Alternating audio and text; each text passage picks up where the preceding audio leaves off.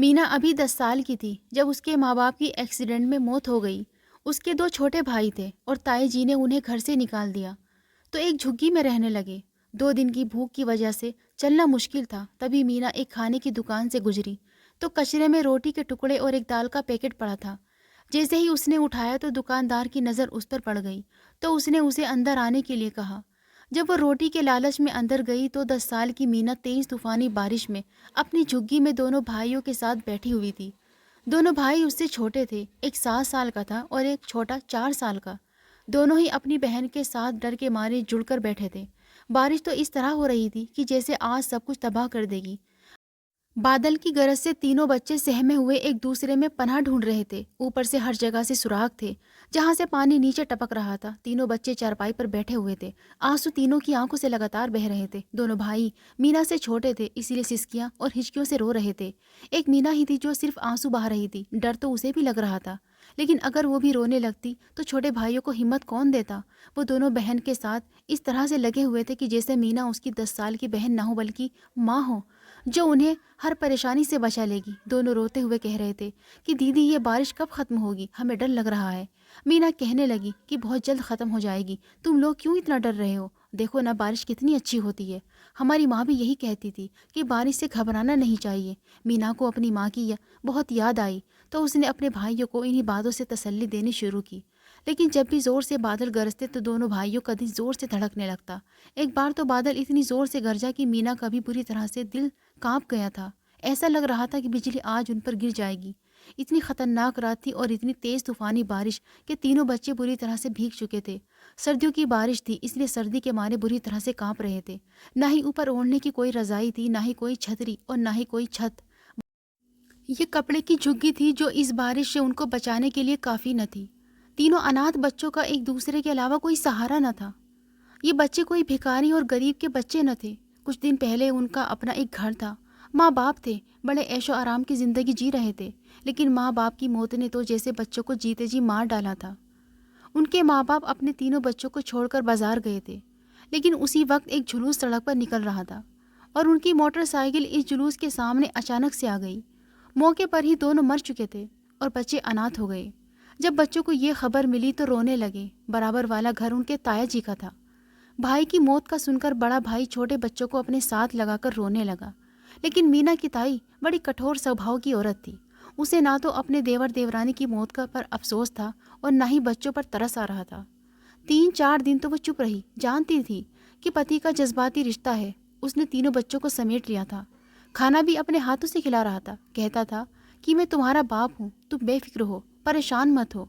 लेकिन मीना की ताई को ये सब कहाँ बर्दाश्त था कि उसका पति अपने बच्चों को छोड़कर भाई के बच्चों को प्यार करे, अपने हाथ से खाना खिलाए।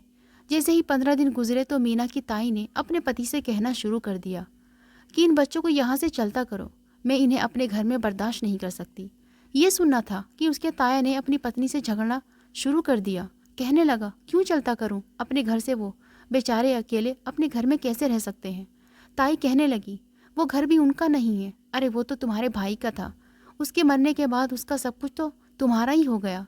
इन बच्चों को घर से बाहर निकालो, हमारी अपनी भी तो औलाद है, उनके बारे में सोचो। वो कहने लगा ये भी मेरे ही बच्चे हैं, खबरदार जो तुमने मेरे अनाथ भतीजी भतीजों को कुछ भी कहा तो मैं तुम्हें तलाक देकर चलता करूँगा। यह सुनना था कि मीना की ताई चुप हो गई कि कहीं जज्बात में आकर उसका पति उसे वाकई तलाक न दे दे। लेकिन धीरे धीरे उसने सबसे पहले मीना का स्कूल छुड़ाया कि मुझसे घर के सारे काम नहीं होते थे, इसलिए आज के बाद तुम पढ़ने नहीं जाओगी, मेरे साथ घर के कामों में मेरी मदद करोगी। 10 साल की मीना अपनी ताई के साथ छोटे मोटे काम करवाने लगी। लेकिन जैसे ही मीना का ताया घर पर आता तो उसकी ताई इन तीनों बच्चों के साथ बहुत प्यार मोहब्बत जताने लगती। एक बार उनका ताया किसी ज़रूरी काम के लिए दूसरे शहर चला गया। ताई के पास ये अच्छा मौका था बच्चों को घर से धक्के मारकर बाहर निकालने का।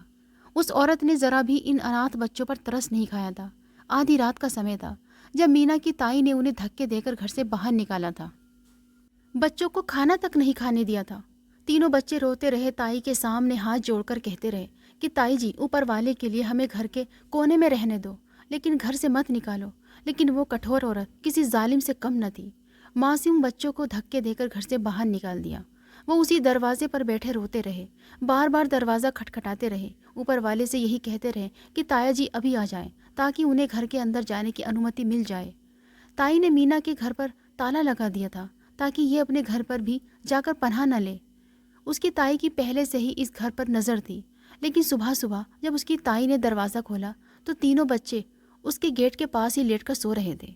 ये देखकर तो वो कुछ परेशान हुई कि अगर ये बच्चे यहाँ से नहीं गए तो जब इनका ताया वापस आएगा तो उसको मारेगा पीटेगा कि क्यों इसके अनाज भतीजी भतीजों को बाहर सड़क पर सुलाया। उसने बच्चों को अंदर बुला लिया और फिर उनसे कहने लगी कि आज मैं तुम लोगों को घुमाने लेकर जाती हूँ, और अपने व्यवहार की भी माफ़ी मांग ली कि मुझे माफ़ कर दो, मुझे गुस्सा आ गया था इसलिए मैंने तुम्हें घर से निकाल दिया। तीनों बच्चों के पास सिवाय अपनी ताई की बात मानने के और कोई दूसरा रास्ता न था। मीना की ताई ने पहले तो उन्हें पेट भरकर खाना खिलाया। जब उनका पेट भर गया तो उन्हें घुमाने के बहाने से बाहर ले गई, रिक्शे में बैठाकर काफ़ी दूर जहाँ पर पुल के नीचे झुग्गियाँ बनी हुई थी वहीं फुटपाथ पर उन्हें बिठाकर कहने लगी कि तुम लोग यहाँ बैठकर मेरा इंतज़ार करो, मैं बस अभी आती हूँ। तीनों बच्चे छोटे थे इसलिए चुपचाप फुटपाथ पर बैठ गए और वो उसी रिक्शे में बैठकर वापस चली गई। वो बच्चे रात तक अपनी ताई का इंतज़ार करते रहे लेकिन वो नहीं आई। जब रात ज़्यादा हो गई तो दोनों भाई रोने लगे। मीना से कहने लगे, ताई जी अभी तक क्यों नहीं आई? मीना समझ गई थी, हालांकि वो 10 साल की थी, लेकिन उन लोगों के बर्ताव ने समझा दिया था कि अब उसकी ताई वापस नहीं आएगी। वो जानबूझकर उन्हें इतनी दूर छोड़कर गई है ताकि वो वापस घर ना जाए, और उसके ताया जब शहर से लौटेंगे और उन्हें देखेंगे तो वापस घर में न ले जाए। वो चुपचाप सड़क पर चली जा रही थी, लेकिन एक सिसकी भी उसके होठों पर नहीं आई थी। इसके बाद उसने गाड़ियों के शीशे साफ करने शुरू कर दिए। वहीं पास में एक बूढ़ी औरत रहती थी। उसने इन तीनों बच्चों को अपनी झुग्गी में रहने के लिए जगह दे दी, लेकिन वो बहुत ज़्यादा बूढ़ी हो गई थी। उसका कोई था भी नहीं, इसलिए बहुत जल्द उसकी मौत हो गई। जब तक वो औरत जिंदा थी तीनों बच्चों को माँ की तरह की संभाल रही थी, लेकिन उसके मरने के बाद मीना और उसके दोनों भाई उस झुग्गी में अकेले रहने लगे। दिन भर तीनों भाई बहन कभी लोगों के जूते साफ करते तो कभी गाड़ियों पर कपड़ा मारते, लेकिन भीख नहीं मांगते थे। और गाड़ी वाले अमीर लोग कभी तो शीशा खोलकर 10 का नोट उनके हाथ पर रख देते और कभी उल्टे हाथ मारकर गाड़ी आगे बढ़ाकर ले जाते थे। बस ऐसे ही इनका दिन गुजर बसर हो रहा था। कभी खाने के लिए पैसे होते तो कभी वो भी न होते, और जिस दिन खाने के लिए पैसे न होते उस दिन मीना को कूड़ेदान से अपने और अपने भाइयों के लिए बासी खाना निकालना पड़ता। जिंदगी ऐसे ही आगे बढ़ रही थी, मगर दिन ब दिन पेट ना भरने की वजह से उनकी हालत काफ़ी ख़राब होती जा रही थी। मीना, जिसका चेहरा बिल्कुल गुलाब जैसा खिला खिला रहता था, अपने ख़ानदान में वो सबसे ज़्यादा खूबसूरत लड़की थी। वक्त के थप्पड़ ने और इस भूख और तंगी ने उसके रंग को काला कर दिया था। उसके दोनों छोटे भाई अक्सर बीमार रहने लगे थे क्योंकि रोज़ रोज़ उन्हें ठीक से खाना नहीं मिलता था। अक्सर उन्हें कचरे से खाना उठाकर खाना पड़ता। खाना कई बार तो बहुत ख़राब होता, तो इसका कुछ ना कुछ असर तो उनके शरीर पर होना ही था। बच्चों की तबीयत ख़राब देखकर मीना भी परेशान हो गई। उसके पास इतने पैसे ही नहीं थे कि वो जाकर दवाई ले आती। ऊपर से इस तेज़ तूफ़ानी बारिश ने तो वैसे ही दोनों की तबीयत ज़्यादा ख़राब कर दी थी। मीना भी बच्ची थी, आखिर कितनी हिम्मत करती। सारी रात बारिश होती रही। सर्दी में ठिठुरते कांपते बच्चे आंखें मूंदे सो चुके थे। सुबह भड़कीली धूप निकली थी। धूप की किरणें बच्चों के चेहरे पर पड़ी। मीना और उसके दोनों भाई पूरी तरह भीग चुके थे सर्दी की शिद्दत से। जिस्म में तो जैसे खून भी जम चुका था। गर्म गर्म सूरज की किरणों ने बच्चों के जिस्म को थोड़ी गर्मी दी थी। उन्हें कुछ सुकून मिला था। मीना हड़बड़ाकर उठी थी। आंखें खोलकर देखा तो उसके दोनों भाई उसकी गोद में सर रखकर सो रहे थे। अभी तक उनके शरीर में कपकपाती जारी थी। उससे और न रहा गया। वो रोने लगी, दोनों भाइयों को उठाने लगी। उसे यह फिक्र होने लगी थी कि कहीं उसके दोनों भाई उसे छोड़कर तो नहीं चले गए। उसका पूरा शरीर दर्द से टूट रहा था। सर्दी तो जैसे उनके लिए सज़ा बनकर आई थी। ऊपर से इस बारिश ने तो जैसे उनकी परीक्षाओं को और बढ़ा दिया था। जैसे तैसे करके उसने अपने दोनों भाइयों को उठाया, बाहर धूप में ज़मीन पर लिटा दिया और अपने दोनों भाइयों के पास बैठी फूट फूट कर रो रही थी।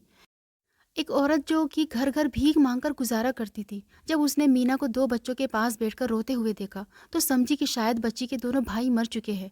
वो उनके पास आई और मीना से वजह पूछने लगी। मीना ने रोते हुए जब रात का वाक़या सुनाया तो वो औरत भले गरीब थी, मगर थोड़ी बहुत दिल में हमदर्दी तो रखती थी।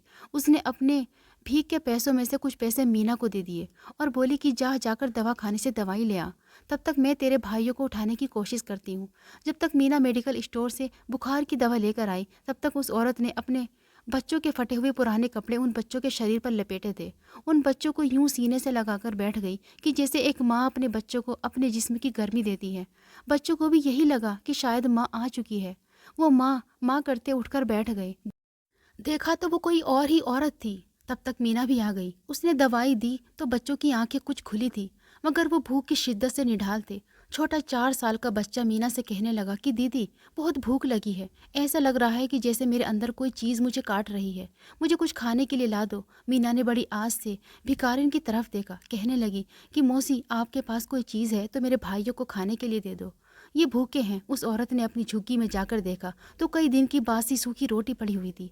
उसने वो रोटी का कुछ हिस्सा लाकर मीना को दिया और कहने लगी कि जा जाकर उधर नल से रोटी को भिगो ला, नरम पड़ जाएगी तो अपने भाइयों को खिला देना। मीना ने उस रोटी को देखा जिस पर कालापन आ चुका था। रोटी पर फंगस लग चुकी थी, मगर इसके बावजूद नल से उसी रोटी को धोकर अपने भाइयों को खिलाने लगी। पेट में रोटी पहुंची तो उनकी तबीयत भी कुछ बेहतर हुई, मगर मीना अभी तक खुद भूखी थी। उसने दोनों भाइयों को वहीं झुग्गी में आराम करने के लिए कहा और खुद सड़क पर जाकर खड़ी हो गई।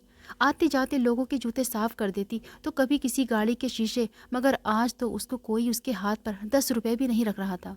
भूख से तो उसे चक्कर आने लगे थे। 2-3 बार तो वो चक्कर खाकर गिर चुकी थी।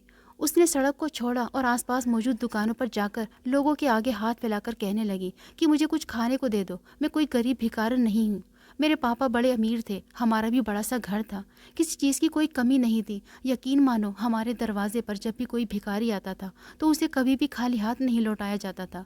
मगर आज मुझ पर बुरा वक्त आया है, मुझे खाने को कुछ दे दो, मैं मर जाऊंगी। वो परेशान हो चुकी थी, लोगों को अपने दुखड़े सुनाकर इस कोशिश में लगी थी कि शायद मेरे दुख सुनकर लोग मेरी मदद करने लगे।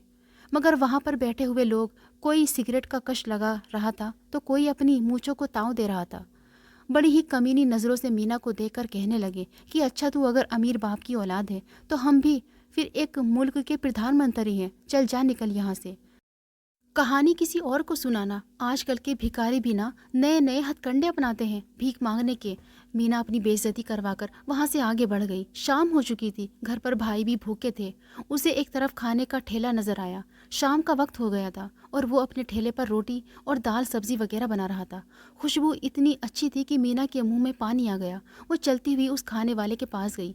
दिल चाहा कि उसे कह दो मुझे एक रोटी खाने के लिए दे दो, मैं बहुत दुखी हूँ। मगर इससे पहले उसने जितने लोगों के पास भी जाकर ये कहा था, सब ने ही उसे बातें सुनाई थी, इसलिए वो खामोशी से ठेले वाले से कुछ दूर खड़े होकर देखने लगी। ठेले वाले के पास में ही कचरे के बहुत से थैले पड़े थे, जिसमें हो न हो उसने खराब खाना वगैरह ज़रूर फेंक रखा होगा। वहाँ पर एक लाइन में खाना, पिज्ज़ा, बर्गर, पकोड़े और इस तरह की कई चीज़ों के ठेले लगे थे।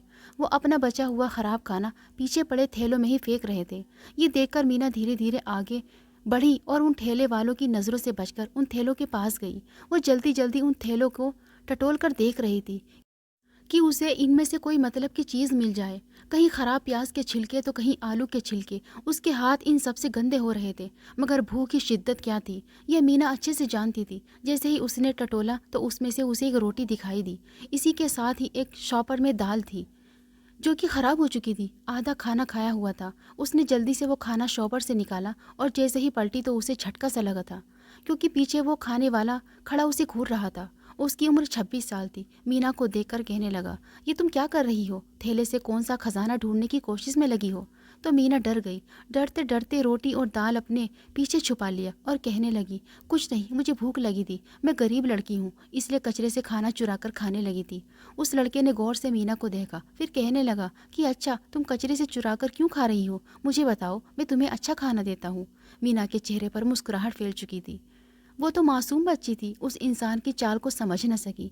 फौरन वो खाना वहीं पर रख दिया और कहने लगी कि सच में आप मुझे अच्छा खाना देंगे, मेरे लिए भी और मेरे दोनों भाइयों के लिए भी। मीना को ज़रा सी हमदर्दी मिली तो वो खुश हो चुकी थी। रोते हुए उस इंसान को सब कुछ खुली किताब की तरह बताने लगी। रोते हुए बोली कि मुझे मेरे भाइयों के लिए भी खाना दोगे? वो लड़का बड़े ही अजीब अंदाज में मुस्कुराया और कहने लगा, हाँ हाँ, क्यों नहीं, आओ मेरे साथ, मैं तुम्हें अच्छे से खाना खिलाता हूँ। इतना कहकर उसने एक नज़र आस पास दौड़ाई और फिर मीना का हाथ पकड़कर उसे सामने दुकान में ले जाने लगा।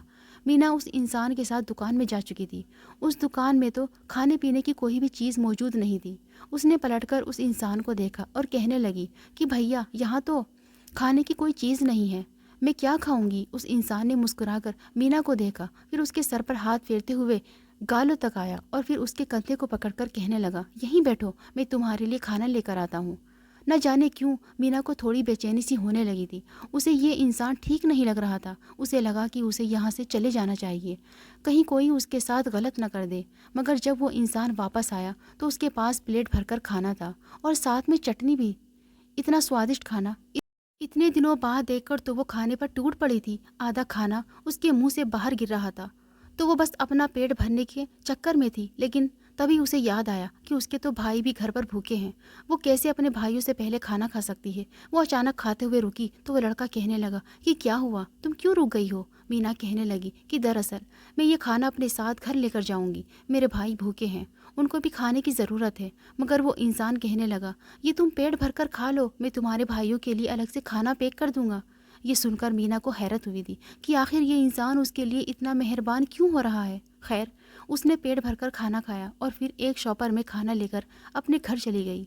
जैसे ही झोपड़ी के पास कच्ची ज़मीन पर पहुंची तो उसे लगा कि जैसे कोई उसका पीछा कर रहा है। उसने पलटकर देखा तो उसके पीछे कोई भी नहीं था।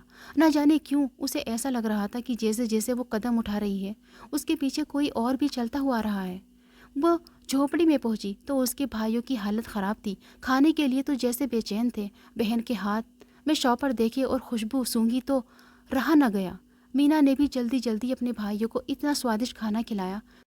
खाना खाकर उनकी आंखें कुछ खुली तो अपनी बहन से कहने लगे कि इतना अच्छा साफ सुथरा खाना तुम्हें कहाँ से मिला। तो मीना उस इंसान को दुआएं देते हुए अपने भाइयों को सारा किस्सा सुनाने लगी। वो भी खुश हो चुके थे। कहने लगे कि हमारी तबीयत ठीक होगी तो हम उस इंसान के पास जाकर काम किया करेंगे। इन तीनों को कहाँ खबर थी कि वो इंसान आगे जाकर इनके साथ क्या करने वाला है। उस दिन मीना अपनी झोपड़ी में बैठी थी। पेट भरा था तो दिमाग भी चलने लगा। सोचने लगी कि कल वो बहाने से अपने ताई के घर जाएगी। उसका तो अपना घर भी वहाँ पर था। किसी न किसी तरह लोगों से छुपकर वो उस मोहल्ले तक ज़रूर जाएगी। उसे अपने मोहल्ले का नाम याद था। अगर ताया से उसकी मुलाकात हो जाती तो उसकी मुश्किल हल हो सकती थी। आधी रात का वक्त था जब झोपड़ी में कोई दाखिल हुआ। मीना डर से चिल्लाने लगी। आखिर चोर झोपड़ी में कौन सी डकैती करने आ सकता था। मगर वो दो नकाबपोश लोग थे। उन्होंने झोपड़ी में घुसकर इन तीनों बहन भाइयों को उठाया और उनकी गर्दन में एक सुई चुभो दी। तीनों ही बेहोश हो चुके थे। जब तीनों को होश आया तो वो एक कमरे में बंद थे। डर से कांपने लगे। आखिर कौन था जो उन्हें यहाँ पर लेकर आया था। वो कमरे का दरवाज़ा बजाने लगे, रोने लगे। उन्हें तो कोई अगवा करके लाया था। मगर क्यों, तभी कमरे के बाहर से मीना को एक जानी पहचानी सी आवाज़ आई। ये आवाज़ तो मीना अच्छे से पहचान सकती थी। ये तो वही खाने वाला इंसान था जो किसी से कह रहा था कि बस आज शाम तक इन्हें बेंगलोर पहुंचा दो, वहीं पर सेठ बताएंगे कि क्या करना है। अगर तुम अपने काम के लिए ठीक हुए तो सही है, वरना इनके दिल गुर्दे निकाल कर अस्पताल में दे देंगे। कम से कम लाखों रुपए तो हाथ आएंगे। ये सुनकर मीना तो चकरा कर गिर गई थी। वो कितनी बड़ी मुसीबत में फंस चुकी थी। कुछ ही देर बाद उन्हें गाड़ी में डालकर ले जाया जाने लगा। तीनों बच्चे रो रहे थे, चिल्ला रहे थे, उनके आगे हाथ जोड़ रहे थे कि हमें कहीं मत लेकर जाओ। मगर ऐन उसी वक्त उस गाड़ी को चारों तरफ से घेर लिया गया। पुलिस इस गाड़ी को घेर चुकी थी। ड्राइवर और साथ बैठे उस इंसान को पकड़ लिया गया जिनका काम ही मासूम, खासकर झुग्गियों में रहने वाले गरीब बच्चों को पकड़ना और उनसे स्मगलिंग करवाना था, जो उसके जिस्म के पार्ट्स बेचकर पैसे कमाते थे। बच्चे पुलिस के हाथ लग चुके थे। मीना तो जैसे हर इंसान से डरी रही थी। रोते हुए उसने पुलिस को जब अपने बारे में बताया तो वो पुलिस उसके ताया का करीबी दोस्त था। उसने फ़ौरन अपने दोस्त को कॉल की और बच्चों की तस्वीर व्हाट्सएप की। ताया तो अलग परेशान थे। ताई ने उनसे कहा था कि बच्चे घर से भाग गए हैं। वो तो खुद उनको ढूंढने की कोशिश में लगे थे। अपने ज़िले के पुलिस स्टेशन में गुमशुदगी की रिपोर्ट भी दे रखी थी। मगर अपने दोस्त की बात सुनकर मीना के ताया फ़ौरन आए बच्चों को देखकर सीने से लगा लिया और चूमने लगे। उनकी हालत तो इन 5-6 महीनों में बिल्कुल ही बदल कर रह गई थी। मीना ने रोते हुए ताया को सब कुछ बताया तो ताया आग बबूला हो चुका था। घर जाकर उसने ताई को तलाक देनी चाहिए तो ताई फ़ौरन पैरों में गिर गई। रोते हुए कहने लगी कि मुझे माफ़ कर दो। वो मीना के भी पैरों में गिरकर माफ़ी मांगने लगी तो मीना ने अपनी ताई को माफ़ कर दिया। जितनी मुश्किलें, कठिनाई वो झेल कर आई थी, ये सब उसके लिए तो कुछ भी मायने नहीं रखता था।